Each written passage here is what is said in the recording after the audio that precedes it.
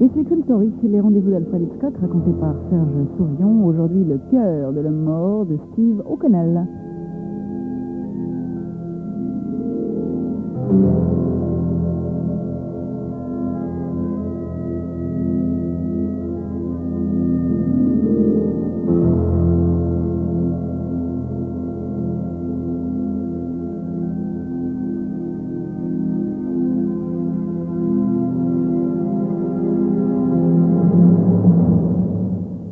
Le docteur James McClane inspire profondément, porte machinalement la main à son cœur et se met à me regarder fixement, en silence. Un drôle de regard, le regard d'un type qui réfléchit avant de prendre une décision importante. Je soutiens son regard, j'ai l'habitude de ce type de réaction à mon égard. Quelques longues secondes plus tard, la décision est prise car le docteur James McClane pose la main sur le combiné du téléphone. Le plus calmement du monde, j'interromps son geste. Docteur, quelle bêtise allez-vous faire? Cher monsieur, étant donné que je n'ai pas l'intention de céder au chantage, j'appelle la police. Vous perdez la raison, docteur. Ce n'est pas très intelligent de la part d'un de nos plus grands cardiologues que de ruiner sa carrière à cause de 5000 malheureux dollars.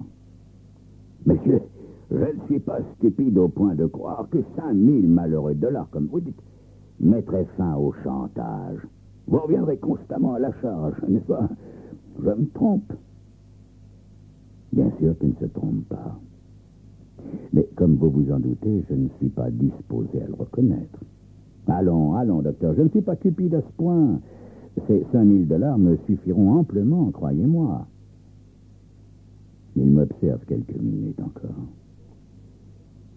Cher monsieur, j'aimerais que vous me disiez une chose. Oui, je vous écoute, docteur. Comment êtes-vous parvenu à obtenir ces renseignements sur moi? C'est drôle. Ils demandent tous ça. Nous sommes l'un et l'autre des spécialistes de notre branche, docteur. Vous avez certainement entendu battre des milliers de cœurs et ils vous ont sans doute appris beaucoup de choses. Moi aussi, j'ai écouté, étudié et retenu. Un bon avocat n'écoute-t-il pas et ne retient-il pas? Pour sauver les apparences, j'ai un cabinet en ville. Et dans ce cabinet d'avocats, sachez-le, j'ai des dossiers. Vous avez été incarcéré 3 ans, n'est-ce pas? À la SNI, je crois. Son visage s'empourpre et il repose machinalement sa main sur son cœur. Il y a de cela 30 ans, monsieur, et j'étais innocent. Ben voyons, ils disent tous ça. Docteur, qu'il n'est pas innocent. Mais revenons à nos moutons. L'important est que vous ayez été incarcéré. Je ne crois pas que votre clientèle aimerait l'apprendre. Il pose sur moi un regard écœuré. Ce que vous dites est vrai, monsieur. Mon innocence et tout le reste. À quoi cela sert-il aujourd'hui? Mais au fond, quelle importance. Je suis un collectionneur de battements de cœur. Comme vous l'avez dit, j'en ai écouté une centaine de milliers. J'ai même écouté le mien.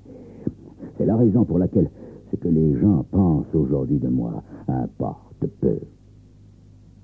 Voyez-vous, cher monsieur, même en étant extrêmement prudent, il ne me reste que 2 mois à vivre. Il pose à nouveau la main sur le téléphone. Je crois que je vais sauver d'autres infortunés qui risquent de devenir vos victimes, monsieur le maître chanteur. Mes tempes battent. Ce vieil homme stupide peut gâcher des années d'un travail patient. Mes mains se referment sur le lourd cendrier qui trône sur son bureau. Quand je le frappe, il est en train de composer un numéro sur le cadran. Il lâche le combiné tandis que je le frappe encore et encore, jusqu'à ce qu'il s'effondre sur le sol. Je contourne le bureau et je contemple le corps du vieil homme à mes pieds. Quand je me rends rends compte de ce que j'ai fait. Ma colère cède la place à la peur. Par acquis de conscience, je m'agenouille à côté du docteur et je prends son pouls. Rien. Le docteur James McLean est mort. Le téléphone pend au bout de son fil. Je l'empoigne fébrilement et le remets sur son socle. Je me dirige vers la porte, mais je m'arrête brusquement, juste avant d'ouvrir. La fuite serait la pire des solutions. Collins. J'allais oublier Collins, le secrétaire du docteur qui m'a fait entrer ici quelques minutes avant qu'il ne s'en aille, son travail terminé. Oui, je rends toujours visite à mes victimes en fin de journée. Il faut que je me calme. Il faut que je réfléchisse. Je n'ai pas l'habitude d'assassiner les gens et ce qu'il convient de faire en pareille circonstance ne me vient pas automatiquement à l'esprit. Je traverse le grand living room dont l'une des portes donne sur un cabinet de travail. C'est une pièce de dimension moyenne dont les murs et le plafond sont revêtus de panneaux insonorisants. Un vaste bureau et 2 classeurs à disques occupent l'un des côtés. Un des murs est recouvert d'étagères. Sur le bureau, un électrophone au couvercle rabattu. En regardant attentivement les murs, une idée me traverse l'esprit. Mettre cette idée en application ne sera pas facile, mais je ne vois aucun autre moyen de m'en tirer. Je décroche le téléphone et compose le numéro personnel de Walt Matson. Quand il répond, je lui donne l'adresse du docteur. Walt, il faut que vous veniez ici immédiatement. Surtout, n'invoquez aucune excuse. C'est que j'ai une réunion importante ce soir. Je ne vous demande pas de venir, Walt. Je vous le donne. N'oubliez jamais qu'un tas de gens serait très heureux d'apprendre que Walt Matson, le président du conseil municipal, touche sa petite commission chaque fois que la ville passe un marché quelconque. Sur quoi je raccroche et je compose immédiatement le numéro de Mona Wayne. Elle aussi se montre réfractaire à l'idée de me venir en aide, mais je possède des éléments susceptibles de l'y contraindre. Les 20 minutes qui suivent me paraissent interminables. Je consulte sans arrêt ma montre, comme si ça pouvait accélérer les choses. Finalement, à 8h30, le carillon de la porte d'entrée fait retentir ces quelques notes. Avant même d'ouvrir la porte, je suis certain qu'il s'agit de Mona Wayne. En effet, c'est elle. Son regard est particulièrement hostile. À propos de quoi m'avez-vous dérangé? Je vous préviens que je ne peux plus obtenir un centime de plus. Au moment où je ferme la porte, j'aperçois la Chevrolet de Walt Matson qui se gare devant la Cadillac de Mona Wayne. Sans répondre à Mona, je laisse la porte entrouverte et j'attends.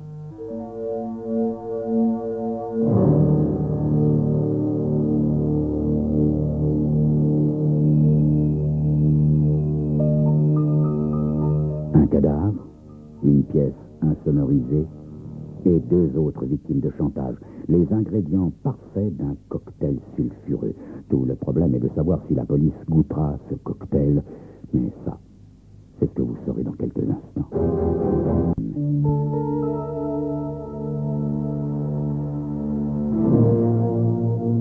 Il pénètre dans le living room et s'arrête net quand il voit le cadavre du docteur McLean. Si Walt Blamey, Mona n'en est pas autrement surprise. Ce n'est pas la première fois qu'elle voit un homme assassiné. Walt et vous, Mona, vous allez l'un et l'autre me fournir un alibi. Les yeux de Walt s'agrandissent d'horreur. Désolé, je ne peux pas vous couvrir pour un meurtre, voyons. Vous n'avez pas le choix, Walt. Si je sombre, je vous entraîne dans ma chute, l'un comme l'autre. Les yeux de Mona restent fixés sur le cadavre. Elle est très belle, Mona. Ce qui me rassure quant à son pouvoir sur son mari, le vieux Dick Wayne, le très riche Dick Wayne. Elle lève la tête et me fixe intensément. Que devons-nous faire? Je me dirige vers le fond du living et ouvre la porte du cabinet de travail du docteur. Nous nous trouvions tous les 3 dans cette pièce quand le docteur a été tué. Mona sourit avec effort. J'imagine quand même que la police voudra savoir ce qu'on faisait là. Tout juste, Mona. Vous n'êtes pas sans savoir que le docteur McLean menait campagne pour la construction d'un nouvel hôpital. Mais comme il manquait de fonds, Il a fait appel à nous. Mona est venue avec moi assurer le bon docteur qu'elle contribuerait au financement. Mais c'est une mauvaise plaisanterie, Ted. Mon mari refusera de lâcher un centime, même pour cette œuvre honorable. Je m'en moque, Mona. L'important est qu'on croit que vous l'aviez persuadé de le faire. Je suis avocat, c'est la raison pour laquelle vous m'avez demandé de m'occuper des détails. Je me suis mis en rapport avec le docteur McLean et j'ai organisé ce rendez-vous. En effet, vous désiriez le rencontrer personnellement. Quant à vous, Walt, je vous ai demandé de venir parce que vous êtes un personnage officiel. J'ai suggéré au docteur McLean qu'il serait sage de vous consulter au sujet du meilleur emplacement possible pour l'hôpital. Brusquement, je me souviens de Collins, le secrétaire qui tient certainement un carnet de rendez-vous. Aucun de vous deux n'a pris de rendez-vous ferme. Je vous ai téléphoné après avoir parlé avec le docteur. Walt acquiesce, bajoue tremblotante. L'œil de Mona étincelle. Cher Ted, il me semblerait que les atouts soient dans notre jeu aujourd'hui. C'est à votre tour de ramper pour obtenir notre complaisance. Ma chère Mona, je ne rampe jamais. Qu'est-ce qui peut bien vous laisser penser une chose aussi stupide? Je peux toujours suggérer à la police de déterrer le corps de votre premier mari. Rappelez-vous, celui qui n'avait pas d'argent et qui a refusé de divorcer quand vous avez rencontré Dick Wen, le milliardaire. La belle Mona rumine quelques instants. Bien. Nous suivrons vos instructions, Ted. Parfait. Maintenant, écoutez-moi attentivement. Nous étions tous les trois sur le point d'être introduits dans son cabinet de travail quand le carillon d'entrée a retenti. Le docteur s'est excusé. Il devait ouvrir la porte lui-même en l'absence de son secrétaire.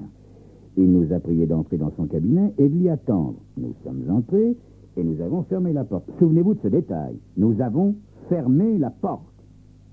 Évidemment, nous ignorons qui a sonné et nous n'avons rien vu. Nous avons bavardé environ 25 minutes. C'est alors que nous nous sommes demandé ce que le docteur pouvait bien faire. C'est vous, Walt, qui finalement avez ouvert la porte qui donne sur le living. Nous avons vu le corps en même temps. Aucun de nous n'a été seul avec le docteur à aucun moment. Ah, une dernière chose. Moins nous en dirons, moins nous serons susceptibles de dire des bêtises. Le lieutenant Pacino jette un dernier coup d'œil au cadavre que les ambulanciers emportent. Il est surprenant qu'aucun d'entre vous n'ait entendu quoi que ce soit. Par exemple, un cri, la chute d'un corps, voyez? C'est Mona qui parle la première.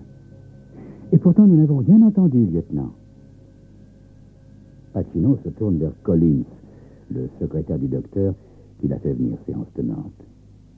Monsieur Collins, vous êtes certain que le docteur n'avait pas d'ennemis? Oh non, lieutenant, il était aimé de tous ceux qu'il connaissait. Oui. Quand même, il faut une certaine dose de sang-froid pour assassiner un homme alors que 3 personnes attendent dans la pièce à côté.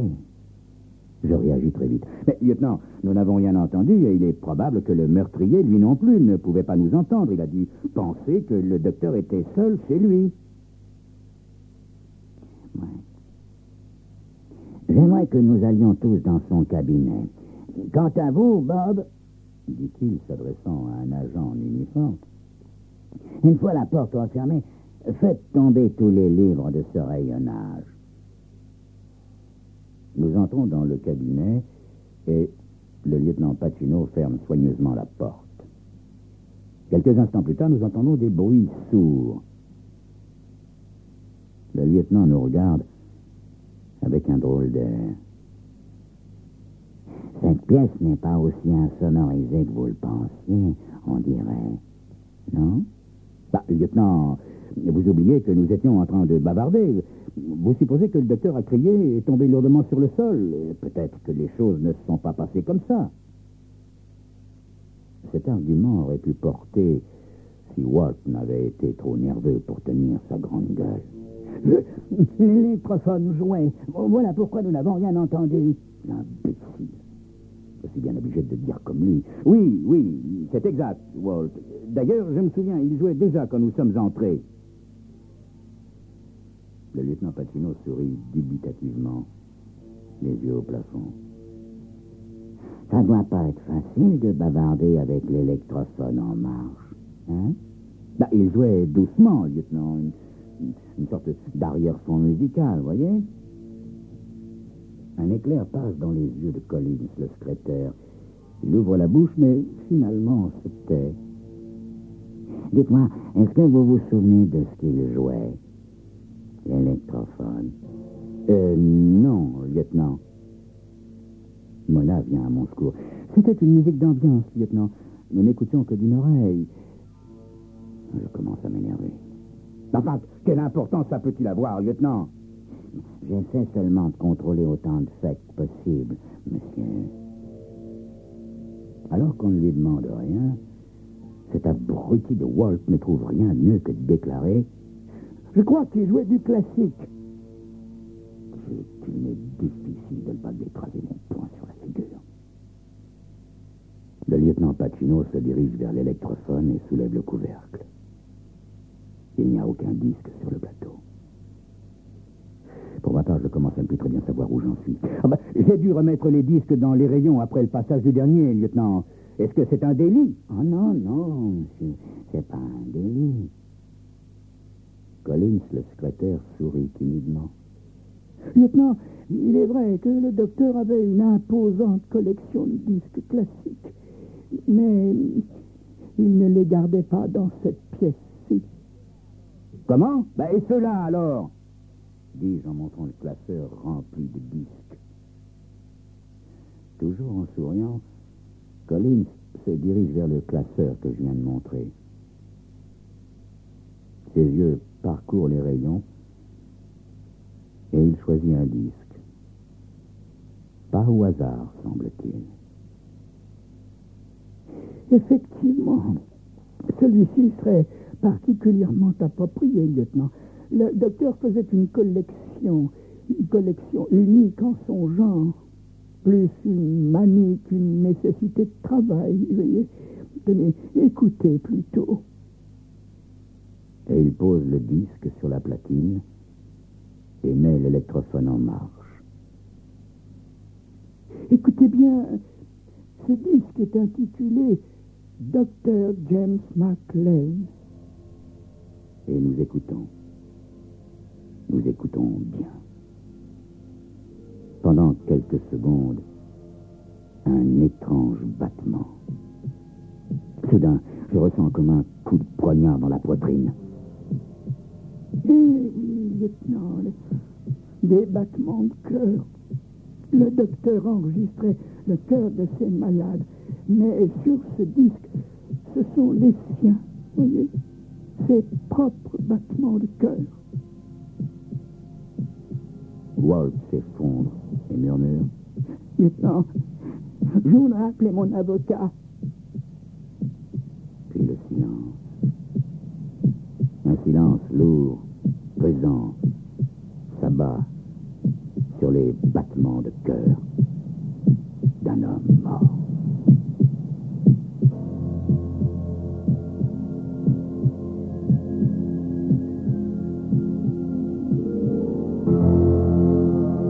C'était une story, les rendez-vous d'Alfred Hitchcock, raconté par Serge Saurion. Aujourd'hui, le cœur de l'homme mort de Steve O'Connell.